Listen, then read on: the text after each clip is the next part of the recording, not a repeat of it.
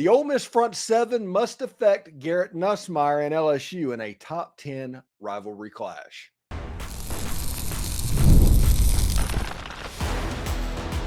You are Locked On Ole Miss, your daily podcast on the Ole Miss Rebels. Part of the Locked On Podcast Network, your team every day. Hello, I'm Steven Willis, a 10-year veteran member of the national media and a former Ole Miss staff member. Today, we are breaking down the keys to the Ole Miss LSU game, and it all starts with the Ole Miss defensive line. Garrett Nussmeyer and the LSU offense need to feel the pressure from this front seven.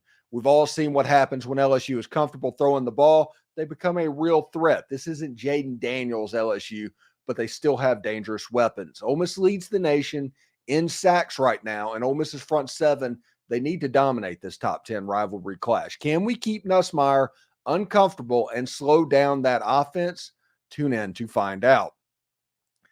And don't forget to find a second listen on the network. Chris Gordy at Locked On SEC and Corey Burton at Locked On Vandy offer more perspectives on college football, the SEC, and yes, even Ole Miss. You know how I feel about perspectives. This is the Locked On Ole Miss podcast, your daily podcast on the Ole Miss Rebels, part of the Locked On Podcast Network. Your team every day. We're free and available in all the podcast apps and on YouTube. Thanks for making Locked On Ole Miss your first listen every day, and a special hello to the insiders and everydayers who make the show what it is. Today's episode is brought to you by FanDuel. Place your first $5 bet. You'll get started with $200 in bonus bets guaranteed. Visit FanDuel.com today to get started. So I'm really fired up about this game. Ole Miss and LSU is my favorite football game of the season. It is the game I most want Ole Miss to win. It is unbelievably awesome. It is everything that we need. When the fact that Ole Miss, when they wear the navy helmets and the red jerseys, and LSU in the yellow helmets and the white jerseys and the yellow pants, it just looks better than every other college football game in college football. I love this football game. Tiger Stadium, other than Vaught-Hemingway Stadium, is my favorite place to see a football game. I love this game. Whether you want to call it the Magnolia Bowl or not with their woodshop trophy, that doesn't matter. This game is special, and the fact that it is a top 10 matchup this weekend on ABC kind of just feels right. And in this game, you're going to have an amped up LSU crowd. They're going to be pretty nuts. They're going to be loud. They're going to be boisterous.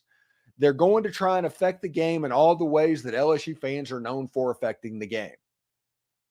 If Ole Miss can handle that and play relatively well, I don't know if LSU can win the game. LSU's path to winning this game is going off offensively. And going off offensively and winning a shootout is probably LSU's path in the game. So Ole Miss defensive line needs to affect Garrett Nussmeier, and that will be massive in determining the outcome of this game. Number two, Jaxson Dart needs to get out of his funk right now, and the offense will be needed in Tiger Stadium because LSU is going to be able to score points.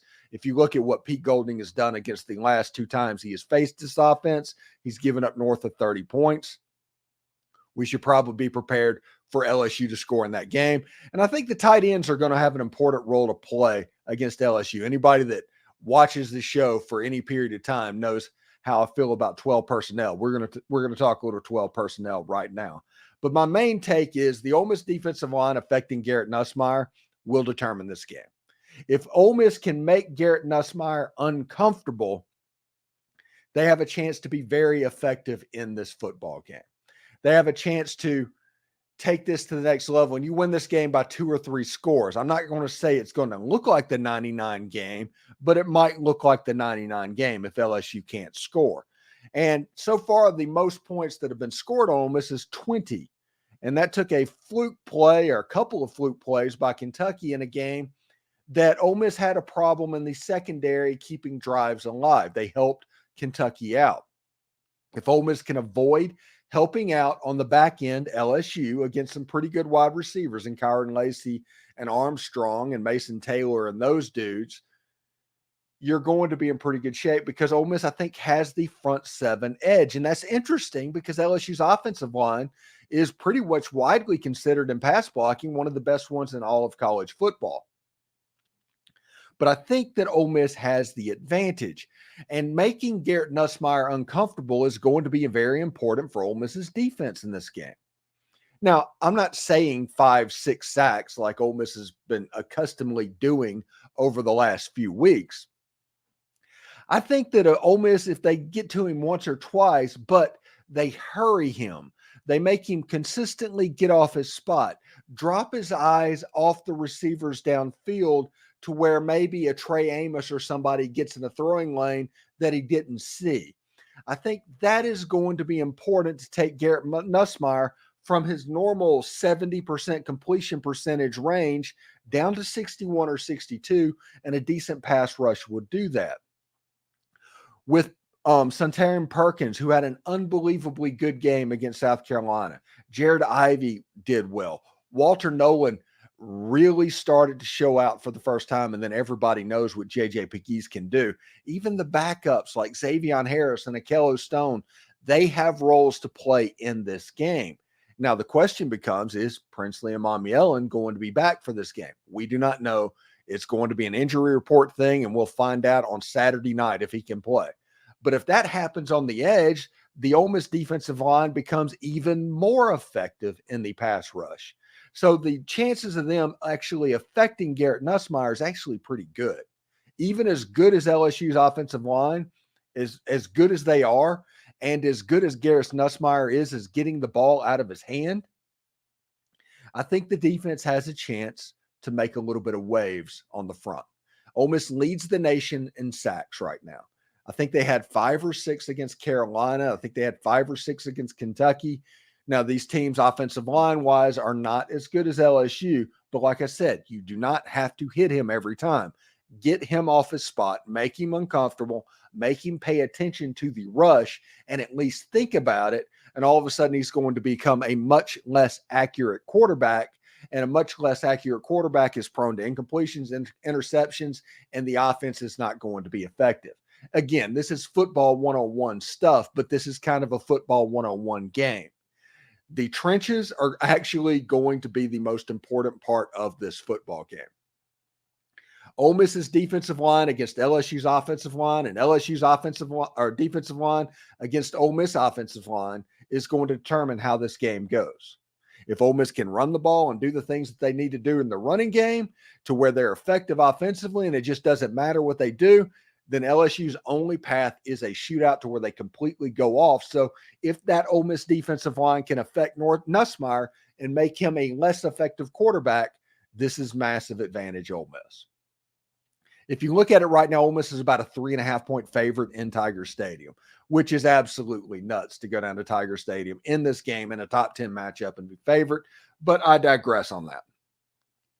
Ole Miss is favored in the game by 3.5 points, which means essentially that if the game was played on a neutral field, the odds makers believe that Ole Miss was a 7-point-ish favorite. They're about a touchdown better than LSU on a neutral field. Now, the intangibles of Tiger Stadium are going to come into play. And in this game, there's ghost whenever Ole Miss plays down there. And when Ole Miss goes down into Tiger Stadium undefeated, they usually come out of Tiger Stadium with a loss. Look at 59. Look at 2014. Look at 2022. But Ole Miss going down there with one loss, this might be a little bit of a different story. Maybe the ghosts aren't going to pay attention in this game. But this being a top 10 matchup means that the atmosphere surrounding this game is going to be major. It's going to be massive. It's going to be the second biggest game of the season because two top 10 teams, LSU's used to playing games like that, and they do a really good job at basically rising to the occasion. We all saw the images of them having empty seats earlier in the season. That will not be a problem Saturday night. LSU, I expect to be competitive. I do not know if they are good enough to win the game outright. They needed help. They need a shootout to win the game. If that happens, we've all seen how events can converge and Kentucky can win the game. So winning the game, nobody should be surprised if Ole Miss loses the game. But if Ole Miss plays well and LSU plays well, I think Ole Miss wins the game. If Ole Miss plays poorly and LSU plays well, I think LSU wins the game. And if Ole Miss plays like down and LSU plays a little bit down, you're looking at like a 24-17 type football game. So we'll see exactly how it goes. You can tell by my tone of voice how excited I am about this football game. You know, Ole Miss offensively is going to need to play well against LSU in this football game. The LSU's offense has been really, really good. So Ole Miss is probably going to have to score some points. Can Ole Miss keep up, and will they need to? Stick around to find out. All right, folks, it's time for our Roy Player of the Week. This week, we're showing some love to Walter Nolen. We're putting $100 on Walter Nolen right now through Roy. It's the ultimate platform where you get to directly support your favorite athletes. Download Roy on iOS and Google Play Store. No middleman, no collective making decisions for you. You decide who gets the backing. It's easy as a few clicks. Here's the best part. With Roy, you know exactly where your money's going. Roy gives you the power to decide who gets your support. It's time to put your money where your mouth is. Every contribution from the fans, like us, helps keep athletes committed to the team. And if they decide to transfer, you get your money back. That's a cool thing. How's that for transparency? So what are you waiting for? Download the Roy app today and make your contribution. Not only are you supporting the athlete's journey, but you're also helping the Ole Miss team be strong for next season. Remember, if they stay, you win. If they leave, no worries. You get your money back. That wraps up our Roy Player of the Week segment. Don't forget, if you want to support more athletes and be part of their success, Roy is the way to go. So keep those contributions coming, and let's change the game. So yesterday we talked about Jaxson Dart being in a little bit of a funk over the last couple of games against Kentucky and against South Carolina. And I'm not 100% sure why. I don't know if we need to speculate on why, but the numbers just isn't quite been there so far. Now, against LSU, there's a chance to get right. And against LSU's defense, he has gotten right before. So do not be surprised if he throws for 380 and 4 touchdowns on Saturday. But as it sits right now, LSU's probably going to score points. And we mentioned earlier that LSU's path to an upset of Ole Miss is by getting into a shootout. LSU's comfortable in a shootout. They'll play ping pong with you. They'll go back and forth up and down the field with you all day, and they're perfectly fine and comfortable doing that. Like I said, they have become a different version of 2018 Ole Miss, and it's absolutely baffling to me that they've done that. But they're completely comfortable doing that. They are okay winning 38-35 games, 41-38. They're fine with that. Ole Miss historically have been fine doing that as well, but this season's a little bit different, okay? This season we talked about how Ole Miss won a game against South Carolina playing joyless murder ball. And what I mean by that is rely on the defense, running the football, and just not beating yourself because the other team can't beat you, so why beat yourself? And that's what happened in the Ole Miss South Carolina game. It was absolutely amazing to see. And I honestly never thought I would see an Ole Miss team do that to an SEC team after what I saw in 2018 when it was going up and down the field and you were having like 68-40 victories against Southern Illinois. I did not expect to see anything like that. But if LSU is able to move, because over the last 2 contests, Pete Golding has given up 45 and like 38 points to LSU. The offense at LSU, they kind of know how to deal with Pete Golding. Now, Pete Golding helps having a Zach Arnett and a Brian Brown on the field, so it's going to look a little bit different this year. But if you look at past history against Pete Golding, just Pete Golding, LSU scored about 80 points over 2 games. So you have to assume this year that LSU is going to score the ball just because they have over the last 2 years. And Ole Miss needing to keep up and be ready to go offensively is important if LSU gets going, because I did say that LSU's path to winning the game is by playing ping pong and winning the ping pong match to where at the end of the game you complete that pass instead of throwing an incomplete pass. That is kind of LSU's path.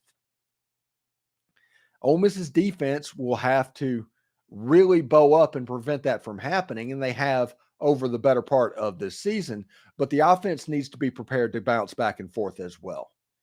Just like last year, where they had an excellent game plan from the beginning and went up and down the field and basically at will and scored the football, they are going to need to be prepared to do that again. Even though the defense is as good as they can be, the offense needs to prepare as if it was 2022 or last year's Ole Miss defense.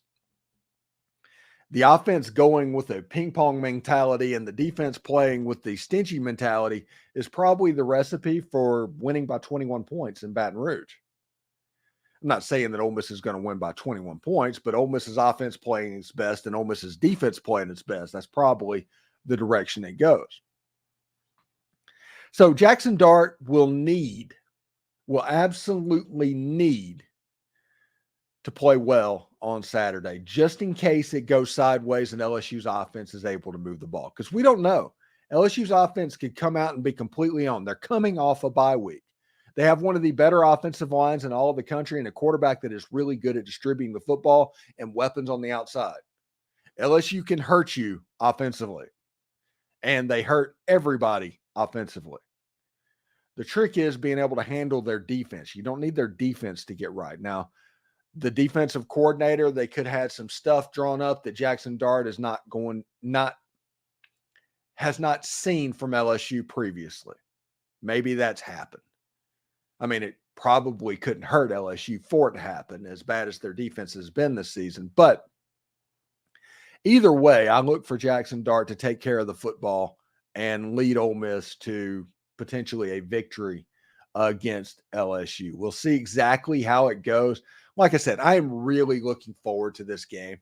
I hate that a major hurricane is coming through tomorrow, and I do not know if I'm going to have power for the game, which means I'll be outside with a generator watching the football game or something like that. But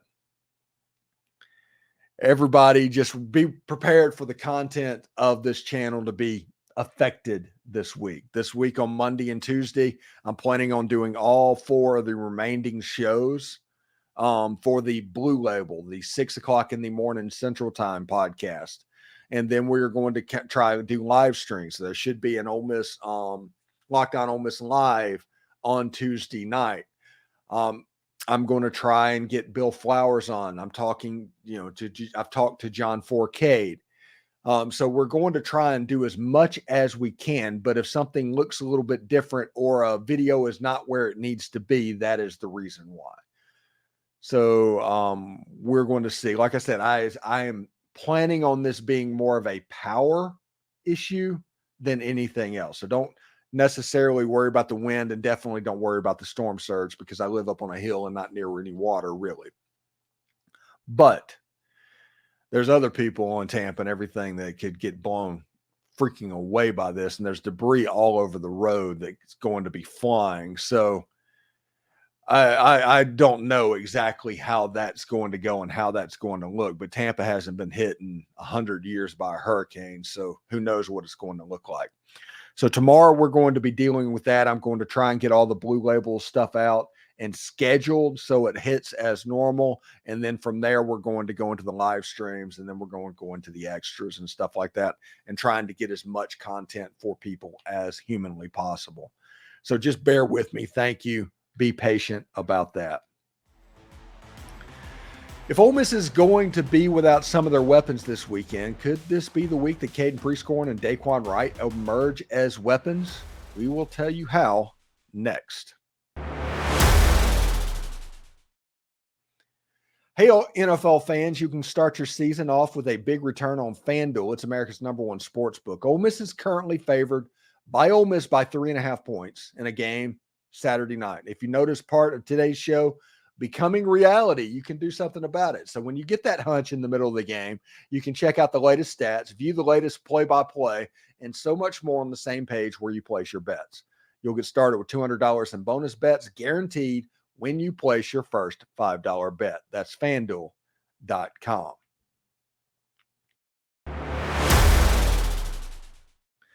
All right, so This is going to be interesting. Now, Tre Harris injured himself in the second quarter of the South Carolina game, and nobody's going to talk about injuries unless something's bad. Unless it's season ending, you're probably not going to hear anything about it. And even then, you might not, because they want LSU to prepare for Tre Harris. So I'm not expecting any information about Tre Harris at all. And if they put some stuff out by now, just know that I'm recording this really early trying to beat the Hurricane. Okay. So with Tre Harris going through there, he is from Lafayette, Louisiana. He, like most people, grew up probably an LSU fan because he grew up in that state. Malik Neighbors, who played with, ended up going to LSU, but LSU did not offer Tre Harris. Tre Harris ended up having to go to Louisiana Tech. Tre Harris then transferred to Ole Miss and has already made LSU hurt once with about 170 yards and a touchdown a year ago. The point is, if Tre Harris can go at all, he's going to try and go. He's going to try and be on the field in this game, because this is an off season to where he took a picture from the parking lot of Tiger Stadium and just said soon, because how much it means to make them hurt for not offering him. He's got a grudge against LSU, and that's fine. That's awesome. That's fantastic. But if he is unable to go, what does the offense look like? The best player, best receiver in all of college football is not playing. He's got 880 yards of receiving this season. If he plays against LSU, there's a chance he could go over 1,000 yards in game 7. How does it look if he does not play? And I think the easy thing is, everybody's going to talk about Aiden Williams because Aiden Williams is a good player and everybody's waiting on Aiden Williams to break out. But if he doesn't go, I think there's a chance that Jordan Watkins goes out wide.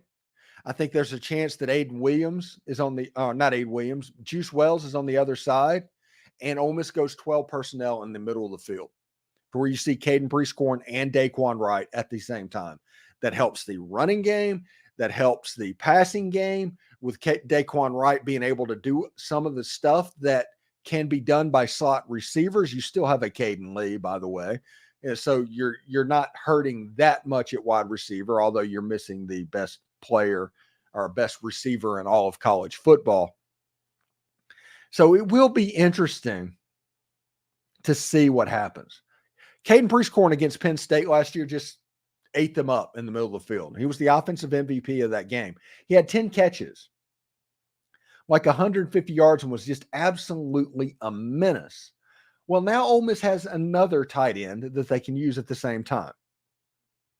Now, the question becomes, do they have a third? Because if they're doing 12 personnel a lot, they need that third tight end to spell one of them if they need a breather. But if not, and they can use that 12 personnel, there's no limitations on what formations you can run. Ole Miss runs split out tight ends quite a bit, and they run stuff on the outside, breaking and getting the tight ends open, running basically fake bubble screens and hitches out on the outside to where it looks like Caden Prieskorn is going to block, and then all of a sudden it turns into a wheel route, and it's a 42-yard gain. So Ole Miss has all of that in their offense. They have that in their repertoire. Against South Carolina, they ran 12 personnel, honestly, a decent bit. I saw Dae'Quan Wright and Caden Prieskorn on the field at the same time.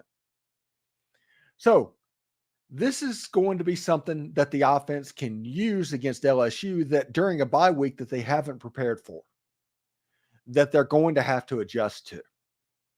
And the offense is going to be even a little bit more favored in the early part of the game, because LSU's defense, while it might not be good, they do a good job of pressuring the quarterback. And their whole defensive scheme right now is, hey, let's get to the quarterback as soon as we can.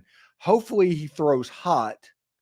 And if not, we can get an explosive play and put them in long yardage. And that is what LSU is doing defensively right now on the back end of the defense. And hey, let's be real about it. It's working a little bit. The other team is able to score points by looking at what South Carolina did. South Carolina and Lenore Sellers, that South Carolina team that you saw over the weekend, put 33 points on LSU. in a football game. Probably should have won the game. If Sellers would have stayed in, they'd have probably won the game. But that was LSU playing on the road. That was a different thing. It was the middle of the day, and South Carolina was unbelievably hyped up after winning a game against the Kentucky Wildcats. I think that was against Kentucky the week before. So we'll see how it looks in the game on Saturday night. Caden Prieskorn and Dae'Quan Wright have a chance to own the middle of the field of that defense, to make the pass rush and the blitz hurt, because there's two ways to deal with a blitz. Either you max protect it, or you go and you try and block everything up and run your normal offense, or you simply throw the ball where the blitzer came from. And with Dae'Quan Wright and Caden Prieskorn, you might be able to do just that. And Caden Lee, whenever he comes in, I think a lot of mesh concepts, a lot of man beaters will be important. I don't think that Missouri will play a role in, not Missouri, LSU will play a role in the zone defense, to where the mesh stuff doesn't work. I think LSU is going to man up and just try and play ball, blitzing ball, and to see what would happen. So we will see in this football game how it goes. Ole Miss, like I said, a 3.5-point favorite right now as of Monday morning on FanDuel. I think it's probably more likely to go up than down, but it might go down because it's in Tiger Stadium. Who knows? But Ole Miss is probably the better football team in this game. And if every phase of the team for both teams play as well as they possibly can play, Ole Miss is going to win the game. So LSU winning the game, they're going to require help, and Tiger Stadium can provide that help. They can make it to where you do less clean type ball games. Ole Miss took the noise out of South Carolina almost instantly. Can Ole Miss take the noise out of Tiger Stadium? Can Ole Miss make it to where they can operate smoothly in Tiger Stadium? Does LSU's defensive line have a little bit of advantage because Ole Miss having to go on a silent count with Diego Pounds playing left tackle and Michael Pettis? Can they handle those LSU ends? They're going to try and put a ton of pressure on Jaxson Dart. Can Ole Miss run the football? Is this the week that we see Ulysses Bentley IV, who had a big weekend against LSU a year ago, and Rashad Amos? With what we saw in the fourth quarter with Henry Parrish going down with what looked like a collarbone and Matt Jones going down with what looked like an ankle, do we see two more backs? Logan Diggs is still probably a couple weeks away. And he's somebody that you're probably not going to see until at least Arkansas. So Ole Miss is going to have to get right now offensively. And we'll see what this offense looks like, because there's a lot of really good players, and if they handle this right, they have a chance to be really good. So thanks a lot for making the Locked On Ole Miss your go-to source for Ole Miss sports. We pride ourselves on offering the most comprehensive perspectives, which is why we're the number one Ole Miss podcast out there. Your support means the world to us.